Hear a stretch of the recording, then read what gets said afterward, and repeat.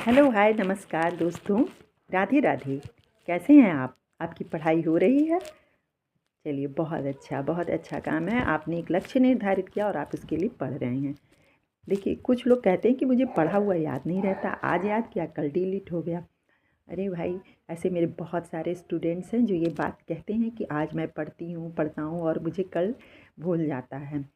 तो कुछ टिप्स है जो मैं उनको ऑफ़लाइन तो देती ही रहती हूँ अपने क्लास में, और उसका वो लोग फ़ायदा बराबर उठाते हैं। लेकिन आज मैंने सोचा कि मैं इस पर एक वीडियो बना दूँ जिससे कि वो लोग भी देख सकें और आप लोग भी देख सकें और लोगों को भी फ़ायदा हो। देखिए, जब मैं पढ़ती थी तो मैंने टॉप किया था, और टॉप करने के लिए मुझे मैंने क्या किया था जिससे मुझे याद रहता था। भाई, याद रहेगा तभी हम लिखेंगे, याद नहीं रहेगा तो हम नहीं लिखेंगे।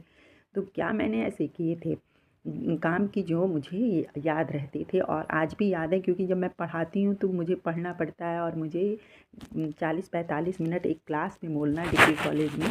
तो इसका मतलब है कि आपको सारी चीज़ें एकदम दिमाग में फीड होनी चाहिए। ऐसा नहीं कि हम कोई सुपरमैन है, सुपर वुमेन है जो हमें याद रहेगा, या कंप्यूटर माइंड हम लोग को भी भूलता है, क्योंकि मेमोरी की एक लिमिट होती है जो उस लिमिट तक ही आपको याद रहेगा। लेकिन हाँ, कुछ चीज़ें हैं जैसे आपको हमेशा याद रहती हैं, तो आप उसी तरह इसको भी याद रखना चाहती हैं तो आपको कुछ टिप्स फॉलो करने पड़ेंगे। अगर आप फॉलो कर लेते हैं तो आपको पढ़ा हुआ याद रहेगा।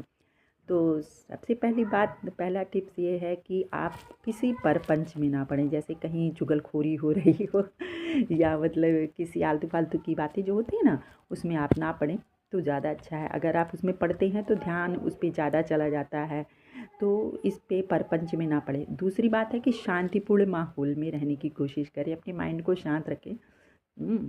और खुश रहने का प्रयास करें, सकारात्मक हमेशा रहें। और